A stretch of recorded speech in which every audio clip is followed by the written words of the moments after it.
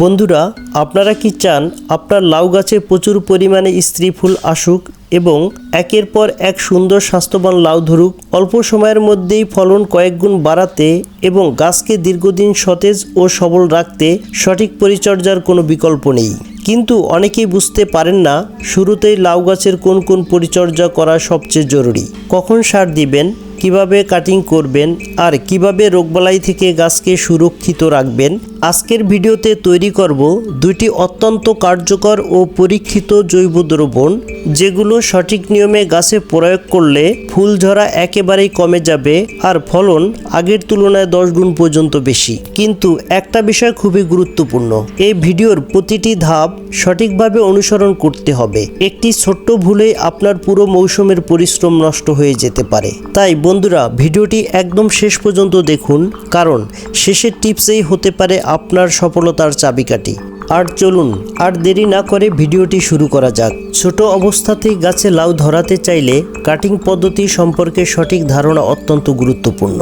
গাছ যখন গোড়া থেকে গণনা করে 11টি পাতা সম্পূর্ণ হবে, তখন মূল লতার মাথা অর্থাৎ আগা কেটে দিতে হবে।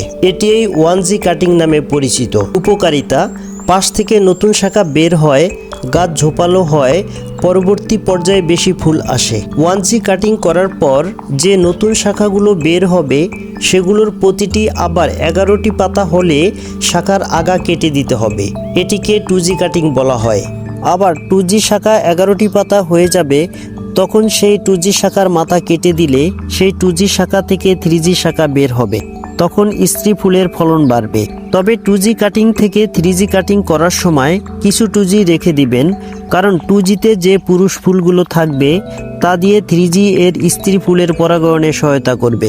যখন মনমতো স্ত্রী ফুল পেয়ে যাবেন, তখন প্রধান কাণ্ডে থাকা পুরুষ ফুল এর সাথে হাত পরাগায়ন করে দিবেন। 3G কাটিং করার পর গাছে প্রচুর পরিমাণে স্ত্রী ফুল ও লাউ ধরবে। সেক্ষেত্রে আপনাকে গাছে খাবার দিতে হবে। এই তরল সারটি যদি আমরা নিয়মিত গাছে প্রয়োগ করি, তাহলে আমাদের লাউয়ের সাইজও বড় হবে। এছাড়াও যাদের লাউ গাছে লাউগুলো ছোট অবস্থায় পচে যাচ্ছে বা বিভিন্ন ধরনের পোকামাকড়ে আক্রমণ হচ্ছে, সেক্ষেত্রে কি করণীয় সেটাও আপনাদের দেখিয়ে দেব। বন্ধুরা, আমরা প্রতিদিন রান্নাঘরে পেঁয়াজের খোসা, কলার খোসা, পেঁপের খোসা আর শাকসবজির উচ্ছিষ্ট ফেলে দিই, অথচ এগুলো দিয়ে বানানো যায় দারুণ কার্যকর একটি তরল জৈব সার। আজকে যে তরল জৈব সারটি তৈরি করতে যাচ্ছি, তার মধ্যে আপনি মাইক্রো ও ম্যাক্রো সব ধরনের পুষ্টি উপাদান পেয়ে থাকবেন। এই সারটি যদি আপনি একবার ব্যবহার করে ফেলেন, তাহলে আর কোনো রাসায়নিক সার লাগবে না। এর মধ্যে আপনি রান্নাঘরের সব ধরনের জিনিস ব্যবহার করতে পারেন। প্রথমে একটি ঢাকনাওয়ালা প্লাস্টিক বা মাটির পাত্র নিন। কয়েকদিনের জমিয়ে রাখা রান্নাঘরের উচ্ছিষ্ট, যেমন পেঁয়াজ, কলা, পেঁপে, শাকসবজির খোসা ইত্যাদি এর মধ্যে দিন।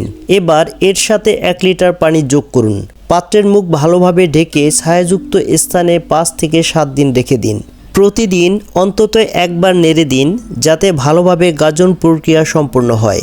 7 দিন পর হালকা টক গন্ধ পান, তাহলে বুঝবেন আপনার তরল সার প্রস্তুত। এবার পরিষ্কার কাপড় বা ছাঁকনি দিয়ে তরল অংশ আলাদা করে নিন। তরল অংশ আলাদা করার পর এর মধ্যে 100 মিলিলিটার ভিনেগার যোগ করতে হবে। ভিনেগার যোগ করার ফলে গাজন প্রক্রিয়া আরও স্থিতিশীল হয়, উপকারী অণুজীবী সক্রিয় থাকে, দুর্গন্ধ কমে যায়, সংরক্ষণ ক্ষমতা বৃদ্ধি পায়। ভিনেগার ভালোভাবে মিশিয়ে নিন। এভাবে প্রস্তুত সার আপনি 15 থেকে 20 দিন পর্যন্ত সংরক্ষণ করে ব্যবহার করতে পারবেন। যেভাবে ব্যবহার করবেন: 1 লিটার তরল সার 5 থেকে 7 লিটার পানিতে মিশিয়ে পাতলা করুন। লাউ, পেঁপে, বেগুন বা অন্যান্য সবজি গাছের গোড়ায় 15 থেকে 20 দিন পর প্রয়োগ করুন। উপকারিতা: গাছের পাতা হবে গাঢ় সবুজ, ফুল ও ফল ধরার হার বাড়বে, গাছ হবে বেশি সবল ও রোগ প্রতিরোধী, মাটির উর্বরতা বাড়বে প্রাকৃতিকভাবে। 2টি কারণে লাউ পচে যায়। প্রথম কারণ পরাগায়ন না হওয়া এবং ক্যালসিয়ামের অভাবে কালো হয়ে পচে যায়। তাহলে এর সমাধান কি?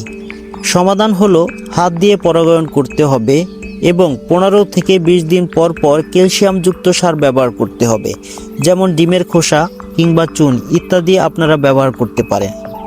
দ্বিতীয় কারণ হচ্ছে মাছি পোকার আক্রমণ। যদি আপনার লাউ গাছের কচি লাউ নষ্ট হয়ে যায় তাহলে আপনি কি করবেন? প্রথমে নিতে হবে 1 মুঠো রসুনের খোসা।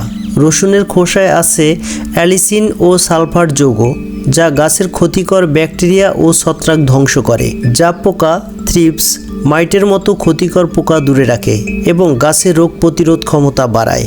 এবার নিতে হবে 2 মুঠো পেঁয়াজের খোসা। পেঁয়াজের খোসায় রয়েছে প্রাকৃতিক অ্যান্টিফাঙ্গাল উপাদান, যা পাতার দাগ রোগ, ব্লাইট ও পচন রোগ কমাতে সাহায্য করে। এটি পোকার ডিম নষ্ট করে এবং গাছকে ভেতর থেকে শক্তিশালী করে। এখন নিতে হবে 1/2 লিটার পরিষ্কার পানি। এই পানির মধ্যে রসুন ও পেঁয়াজের খোসা 8 ঘন্টা ভিজিয়ে রাখতে হবে। এই সময়ের মধ্যে রসুন ও পেঁয়াজের খোসার কার্যকর উপাদান পানির সাথে ভালোভাবে মিশে যায়। 8 ঘন্টা পর হালকা আঁচে সেঁকে নিতে হবে। দেখবেন পানির রং পরিবর্তন হয়েছে।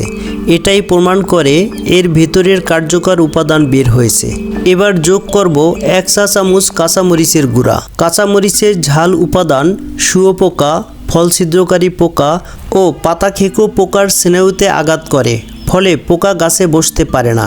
এরপর যোগ করব 1 চা চামচ হলুদের গুঁড়া। হলুদের ভেতরে থাকা কারকিউমিন একটি শক্তিশালী প্রাকৃতিক ফাঙ্গিসাইড। এটি গাছের ভেতরে ঢুকে পাতার দাগ, গোড়া পচা ও ছত্রাকজনিত রোগ কমায় এবং গাছের রোগ প্রতিরোধ ক্ষমতা বাড়ায়। এখন দিতে হবে 1 চা চামচ হ্যান্ড ওয়াশ বা তরল সাবান। হ্যান্ড ওয়াশ পোকার শরীরের মোম স্তর ভেঙে দেয়, ফলে জাপ পোকা ও সাদামাছি সহজেই মারা যায়। এছাড়া এই দ্রবণ পাতায় ভালোভাবে লেগে থাকতে সাহায্য করে। সর্বশেষ যোগ করব 100 ml ভিনেগার।